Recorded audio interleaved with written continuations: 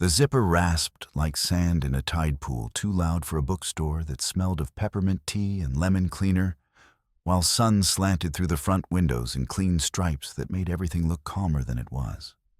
Adelaide Rogers stood with her back to me, pinching the edges of her white top, together with two fingers, shoulders held stiff like she was holding a door shut in a storm.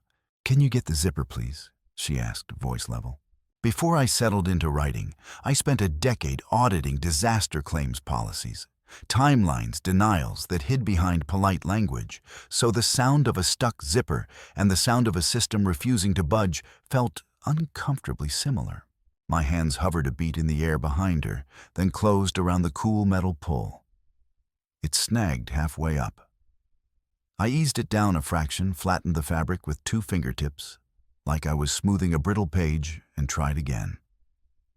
The teeth caught once more, then gave with a small, clean click as the zipper finally ran true. Adelaide's shoulders loosened by a hair. She exhaled through her nose, quiet, controlled, then turned just enough that I caught the corner of her mouth lift, in thanks she didn't want to make dramatic. The bell over the front door chimed. A man in a blazer stepped into the coastal bookstore with a clipboard held like a license to take space. He scanned the ceiling before he even looked at Adelaide, as if the building would confess. When he lifted a badge, it flashed in the light for half a second shine and authority. No readable detail, then disappeared again. "Adelaide Rogers," he said. "Dennis Baker. I'm here about the claim." May Ross surfaced from behind a rolling cart stacked with folding chairs and pastel tablecloths. Her eyes went wide and she mouthed, "Who is that?" like the words might summon a protective spell. Adelaide's chin tipped up. "You'll tell me exactly what you're photographing," she said, "and why. I need access to your back room," Dennis replied, already angling his body toward the hallway. He looked past Adelaide, past May, and landed on me like I was furniture. I stepped into the aisle close enough that he had to register a second person in the room. "File number," I said. "Calm. And your denial basis." Out loud. Dennis's pen clicked once. Pre-existing structural negligence. Prior water damage. The phrase sat wrong, too vague, too ready. Adelaide's fingers rose to her temple in a quick press, then dropped as if she'd caught herself reaching for a crutch. "Not true," she said. Dennis's smile stayed thin. "We'll see." He started down the narrow hallway lined with framed author posters. The back of the store felt cooler, smelling faintly of cardboard and old paint. Adelaide walked beside me. May trailed silent now, the way people go silent when they're saving their breath for later. In the storage room, everything was stacked with care boxes labeled in neat block letters, event supplies, organized like a person's last line of defense. A dehumidifier hummed in the corner, steady and insistent. Dennis raised his phone. "Timestamp," I said. His head snapped toward me. "Excuse me. If photos are going to decide her livelihood," I said, "metadata matters. Take them clean or don't take them." Dennis's mouth tightened. "Are you her attorney?" "No," I said. "I'm a witness to this inspection." Adelaide's posture shifted subtle, but I felt it. Not leaning into me. Just standing like she had backup she'd chosen, not rescue she'd been forced to accept. Dennis took photos anyway, then tapped a box with the end of his pen. "These look damp," he said. "Stored prior to the storm." Adelaide's hand went to the lid. She flipped it open and pulled out a plastic sleeve taped inside a receipt, dated the day after the storm, a note in her handwriting about drying the contents, and a printed photo of the same box with a bucket beneath a drip. The paper made a soft slap against cardboard as she set it on the shelf. The dehumidifier's hum filled the silence Dennis left behind. From the hallway, May's voice floated in too bright on purpose. "Adelaide, the poet guy, is here early. Also, the cookies are not cookies. They're kind of rocks." Dennis's eyes flicked toward the front like he'd forgotten other humans existed. "Front door stays open," Adelaide said. "You don't touch inventory." Dennis's jaw worked. "I'll note you're uncooperative." I lifted my phone, took a photo of Dennis, holding his clipboard, then another of the dated sleeve and receipt. The camera shutter was small, but Dennis's gaze shifted, less confident, more calculating. "Then I'll note what I saw," I said. with evidence. Dennis left the storage room without another word. Adelaide stayed in the doorway a second longer. Her fingers loosened around her keys one by one, metal clicking softly, as if her hand had been clenched too long. "That badge," she said quietly, eyes on the hallway where he'd gone. "Did you see how fast he flashed it?" "Yeah," I said. He didn't want it read. Her mouth went flat and she nodded once in acceptance that looked like a decision. "Office," she said. "Denial letter." Her office was barely bigger than the desk and chair inside it. The air smelled like toner and peppermint tea. A crooked calendar hung on the wall, dates circled in different colors, events, deadlines, promises. Adelaide pulled a manila folder from a drawer and slid the denial letter across the desk. I read it once, then set my knuckle on the paragraph that mattered. "Failure to mitigate," I said. "And prior water damage, without specifics. I bought the dehumidifier the next day," she said too fast. "Then we build a timeline." I replied and opened my notes app. Storm date, photos, receipts, repair logs. One chain, no gaps. May knocked and shoved a tray into the doorway, like she was delivering supplies under fire. "Second batch," she announced. "These are edible." The first batch turned into geology. Adelaide picked up a cookie, snapped it cleanly in half, and slid the other piece across the desk toward me without looking. The cookie was still warm. That warmth felt like a dare-eat function keep moving. I lifted it, took a bite, and chewed through the dry crumble without making a face. The sweetness was thin, and the texture fought back, but I swallowed anyway and washed it down with a sip of peppermint tea that burned my tongue just enough to keep me awake. Adelaide's shoulders lowered a fraction, like she'd been holding her breath to see if I'd make her kindness awkward. My phone chimed with a new email. From Dennis Baker. Subject: denial basis confirmation. The message was short, formal, copied to a supervisor. Dennis had put his story in writing. Adelaide leaned over my shoulder, not touching, just close enough that the air between us warmed. Her eyes tracked each line. When she got to the phrase pre-existing moisture, her jaw tightened. "Good," I said and tapped the screen. Now he can't pretend he didn't say it.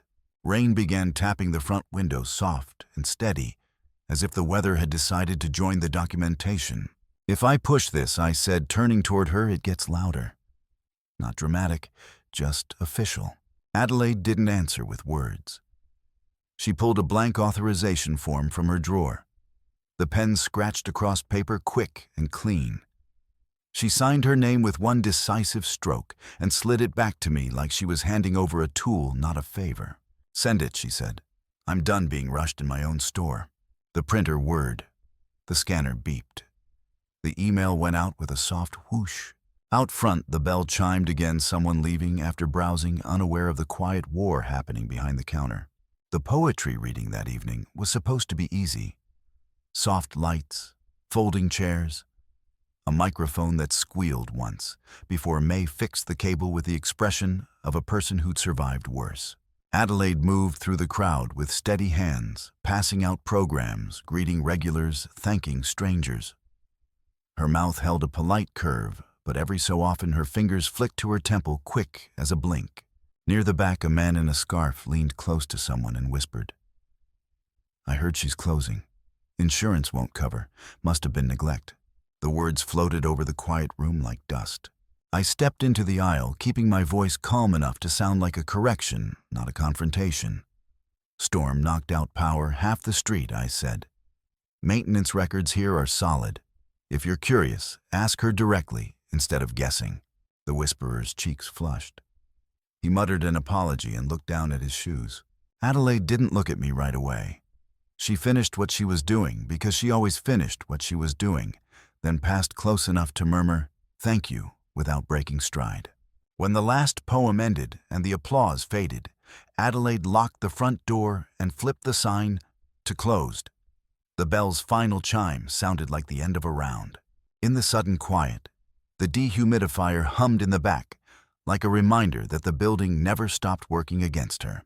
Adelaide pulled a storm binder from the shelf, photos, receipts, emails printed and labeled. She didn't hand it to me like a plea.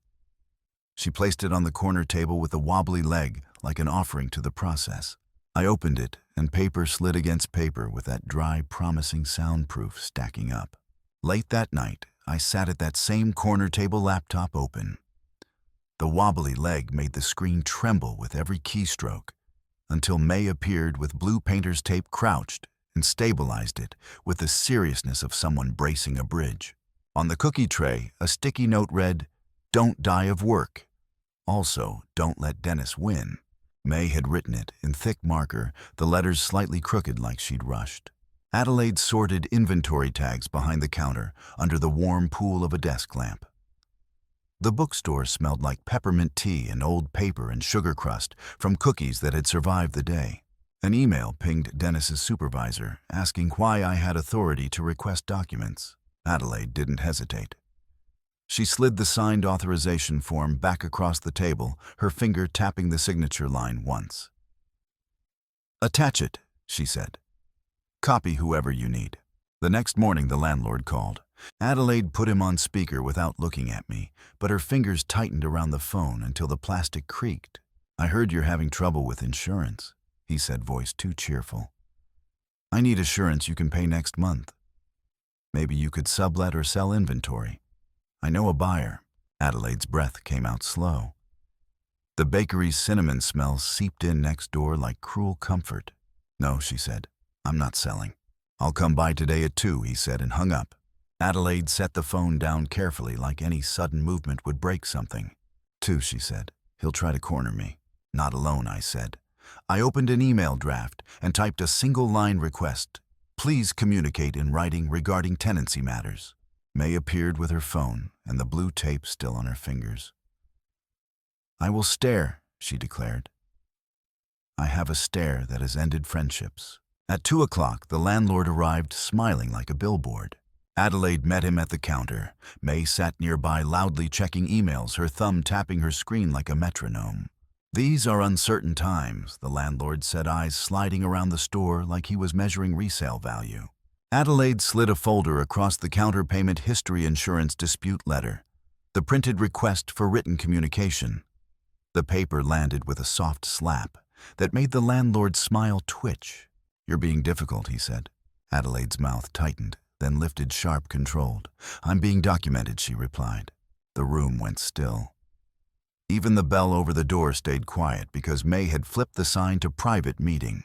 "Fine," the landlord said, and his voice lost its sweetness. "I'll email." When he left, May exhaled hard enough to flutter the loose tablecloth on the chair cart. "Paper justice," she whispered, reverent and ridiculous. Adelaide's shoulders dropped a fraction.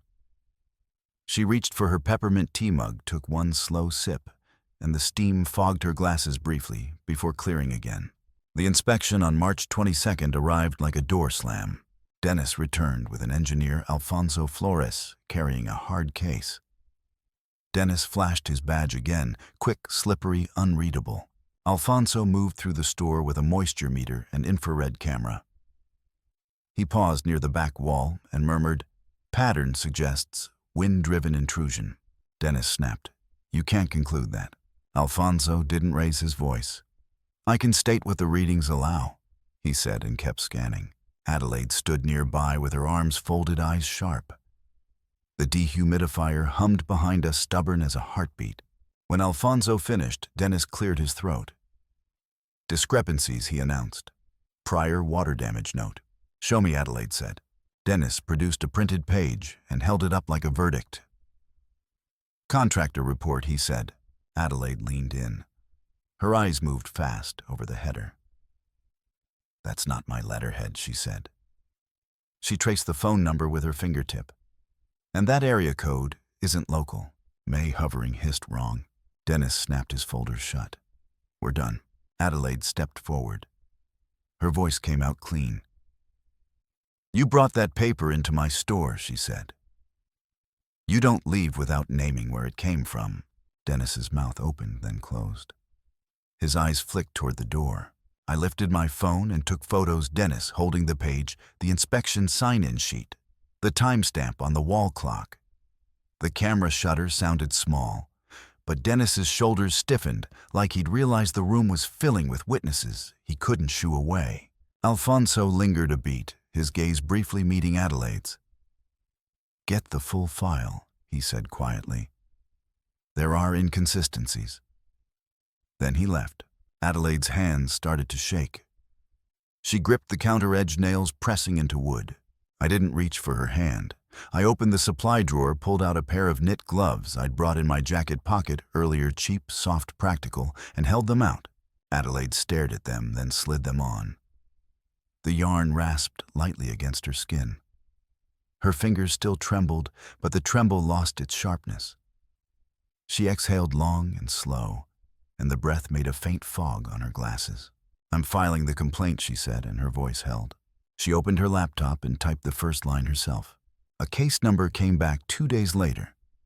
Adelaide printed it and slipped it behind the storm photos in her binder. Paper whispered into place. May taped a sticky note to the cookie tray. "Case number equals power." Adelaide's mouth twitched. "Aggressive," she said. "Accurate," May replied. Money stayed tight, so Adelaide insisted we find the cheapest credible engineer, not the flashiest. She sat with me at the wobbly corner table, comparing quotes, checking licenses, rejecting 2 cheaper options that couldn't provide a stamped report. "We can't afford sloppy," she said, and her finger tapped the screen once decisive. Margaret Perez arrived in work boots with a moisture meter and the kind of expression that made insurers nervous. She walked the store, traced stain patterns, and said, "Wind-driven intrusion at flashing. Storm-related, not long-term neglect." Adelaide's breath slipped out quiet. Her shoulders lowered a fraction, like a knot loosening. After Margaret left, Adelaide's hands shook again, fatigue catching up. I twisted the cap off a bottle of water and set it beside her without comment. She stared at it a beat, then drank. The plastic crinkled softly under her grip. When she set it down, her fingers steadied enough to pick up a pen without fumbling. Marco Chavez showed up with tacos and volume, calling me poet with a grin as he walked in because May had started it. And Marco liked anything that turned stress into a joke. "Poet," Marco said, slapping a paper bag onto the corner table. "Eat or I'll write a tragic ending." May pointed at him. "He's early because he's secretly a dad," she announced. Adelaide's mouth lifted small, genuine, and she took a taco like she'd been handed a life raft that didn't require gratitude speeches. The council meeting agenda arrived with Dennis listed as local insurer representative. Adelaide's landlord sat on the council. Adelaide held the printout in both hands. The paper trembled slightly. She pressed it flat against the desk palms, smoothing it like she could flatten the fear too. "If I go alone," she said, "they'll talk over me." "We bring the binder," I said. "You speak." I keep the room honest. Her jaw tightened. "They'll say I needed a younger man to fight my battles." I didn't answer with reassurance. I slid the authorization form back into the binder, tucked behind the denial letter, and tapped it once. "Then we let paper do the talking," I said. The night before the meeting, Dennis emailed a settlement offer, partial payout, full waiver, silence required. Adelaide read it once. Paper tore with a sharp rip as she split the waiver cleanly in half. "No," she said. "I'm not trading my future for their convenience." May set fresh cookies on the tray, soft this time, and wrote a sticky note in thick marker. No silence. The council room smelled like burnt coffee and old carpet. A local radio mic hissed with faint static, the sound like a live wire. Dennis stood first, smooth. "We sympathize," he began, "but claims must follow policy. Some damages are pre-existing." Adelaide rose, folder in hand, and walked to the microphone. Fluorescent lights washed everyone pale and skeptical. "This is a documentation story," she said, and her voice didn't shake. She laid out papers one by one across the table. Storm date, weather report, outage, notice, dehumidifier receipt, photos with timestamps. Margaret's stamped report. Each page made a soft tap as it landed. The taps added up. Dennis's smile thinned. Adelaide lifted the photo of the contractor report.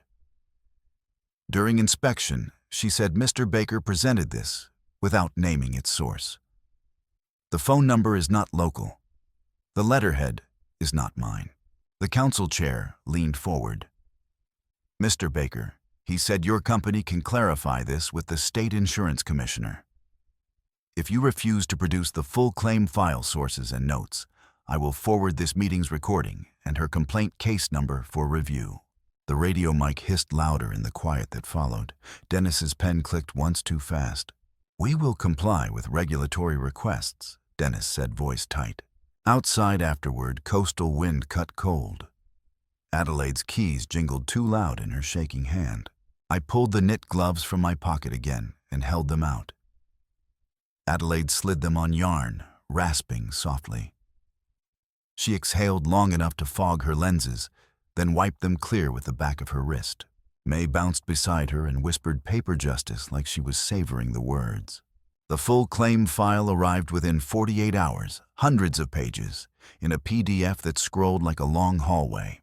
At the corner table, the wobbly leg, now braced with blue tape, I combed through timestamps' internal IDs notes. The screen's blue light painted our hands. A template ID appeared on the contractor note internal system, generated not an outside vendor document. A call routing number sat where a contractor's phone should have been. I turned the laptop toward Adelaide. "There," I said. Adelaide leaned in, eyes scanning fast. Her mouth tightened, then loosened. Her hands inside the knit gloves stopped trembling. "So they made the excuse," she said. I drafted the response letter with the regulator case number, Margaret's report, and the metadata highlighted. Adelaide took the pen and wrote one line at the bottom herself: "I will not accept a partial settlement that requires silence." Her signature scratched across the page firm. 2 days later, the revised decision arrived. Claim approved, reimbursement issued, repairs covered. May made a sound like a kettle boiling over, then clamped both hands over her mouth. Marco punched the air silently. Adelaide didn't cheer. She walked to the dehumidifier, pressed the power button, and the hum died. The sudden quiet filled the bookstore like a held breath released. She crossed to the front windows, where sun slanted through again, laying bright stripes on the floorboards, same pattern as the zipper day. The light looked ordinary. It felt earned. The bell chimed as a customer walked in. Adelaide flipped the sign to open with a decisive snap, then greeted the customer with steady hands. Later, the council chair stopped by with a small plaque, "Community Resilience." He handed it to Adelaide and said, "You held your ground." Adelaide accepted it, then turned slightly toward me, eyes clear. "Levi helped," she said. "He's my partner." No flourish, just fact said in daylight in a room with witnesses and books. After closing, Adelaide pulled out her calendar at the counter and wrote 3 new lines in neat print roof, flashing: "Contractor booked apartment leak repair, scheduled inventory reset, Saturday, Levi." She slid the calendar toward me. "If you keep showing up," she said, "I'm going to stop pretending it's accidental." A spare store key sat in a small envelope on the corner table. Adelaide set it down beside the cookie tray and its sticky notes like it belonged there. "This is for the store," she said. "Don't make it weird." A grin flashed across my face before I could stop it. "I won't," I said. Rain began tapping the windows again, soft and steady, and the peppermint tea smell rose from May's mug like a quiet victory. Adelaide took the storm binder, slid the approval letter behind the photos, and clicked the shelf door shut. The sound was small final. When I stepped out, the bell chimed overhead. Through the glass, Adelaide stood under the sun stripes with her mouth lifted, real this time, not practiced. And the memory of the zipper rasp faded into the cleaner sound of a plane that held. Green flags look like receipts, boundaries, and showing up on schedule. Love shouldn't need secrets to survive. Please like and subscribe so we can share more stories like this.